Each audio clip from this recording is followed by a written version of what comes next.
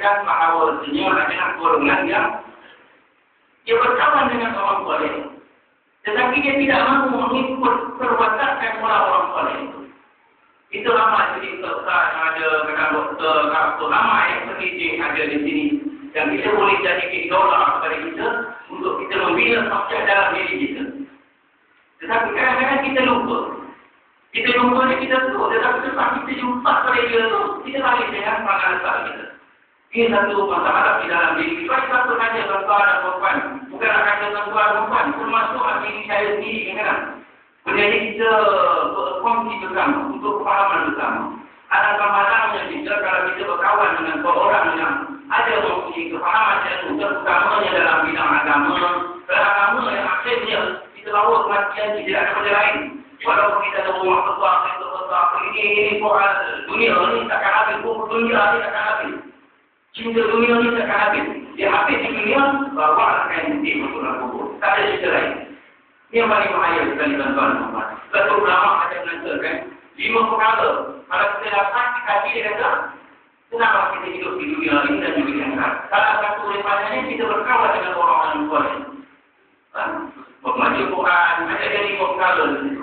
Dan yang ketiga ya tuan-tuan dan puan-puan, kita ada jalan berbuat baik. Tetapi kita tak mau buat baik. Ada jalan buat baik, tapi kita tak mau buat baik. Cuba kita bayangkan macam mana yang dikata ada jalan buat baik, tapi tak mau buat baik. Contohnya tuan-tuan dan puan-puan, macam di sini lah. Ada kita menuntut ilmu di sini di kurang 5 tahun-tahunan. Akan tetapi mana kata ilmu kefahaman itu ada. Tetapi bila kita keluar daripada kelompok kita ini, kita boleh berubah balik perangai kita yang asal. Ini banyak terjadi. Saya sebagai jenis orang ini saja tuan-tuan. Baik kita dapat dari mana-mana. Kadang-kadang cara kita bercakap, tidak ada sopannya. Pergaulan dengan lelaki, perempuan, tidak ada batasnya sama seperti orang suami orang. Ini berlaku di mana saja tuan-tuan. Apabila kita minta Allah SWT jauhkan kita daripada kali ini. Sebab itu tuan-tuan dan perempuan dalam bulan Ramadan yang mulia ini, sebenarnya kita bukan kata bulan Ramadan sahaja baru kita nak beribadah. Dan dia bermula daripada persiapan kita sebelum kita datangnya Ramadan itu sendiri. Ibarat kata orang tua lah, pepatah, contoh lah.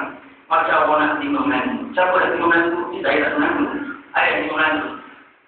Kalau dia terima menantu, biasanya orang nak terima menantu kata kalau menantu ni balik mengaji 2 hari. Memang hebat lah. Kerja pun berkawal tu, saya terbesar saja. Bila dia nak buat kenduri, tuan-tuan dan puan-puan, dia buka satu check-in. Okey, waktu mana jemput? Nak buat kat mana? Berapa ayam nak beli? Berapa lembu nak sumbang? Jadi mana kata tuan-tuan dan puan-puan? Dan situ lagi, dia dah berbuat persiapan untuk diri dia. Untuk mengajarkan satu majlis yang sangat hebat untuk anak dia. Anak hantu, menerima hantu orang kata, hebat. Mana kata hebat, dia buat persiapan yang besar. Cuba juga kalau kita balik kepada kita, apply balik. Kita ambil bersama balik kepada Ramadan. Jadi apakah persiapan kita di dalam bulan untuk menyediakan diri kita di dalam bulan Ramadan?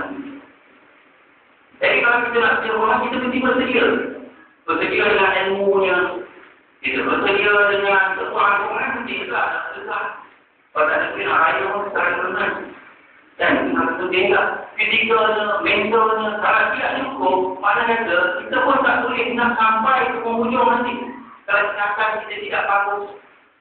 Tapi kalau ini tuan-tuan memang kita kadang-kadang kita nampak macam mudah dan tidak apa orang kata tidak ada nampak apa-apa dari kita. Akan tetapi dia membagi satu implikasi yang besar kepada kita. Implikasi yang besar persediaan kepada kita dalam kita membina untuk mendapatkan satu bulan Ramadan yang mulia untuk kita mencapai satu pahala keberkatan daripada Allah Subhanahu Wa Taala.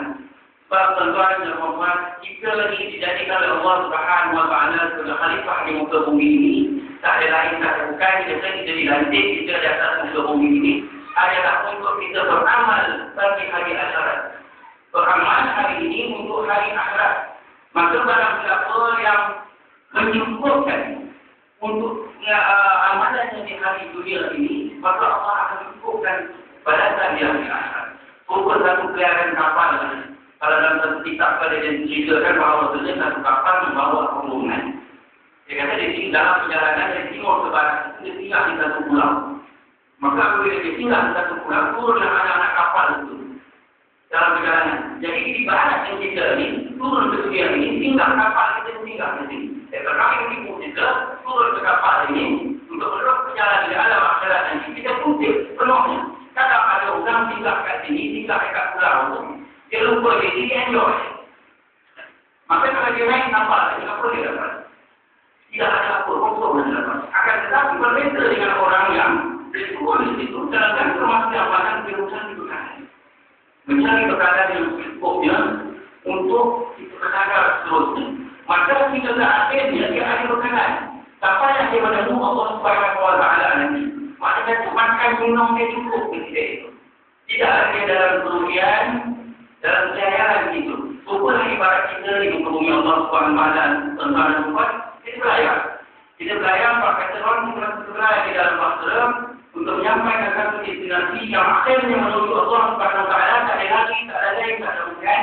Mari kita terima atau tidak terima. Kalau kita ingat balik macam kita, cuba kita ingat belakang macam mana orang tua kita dah pergi, macam mana abang kita dah pergi awal pada kita.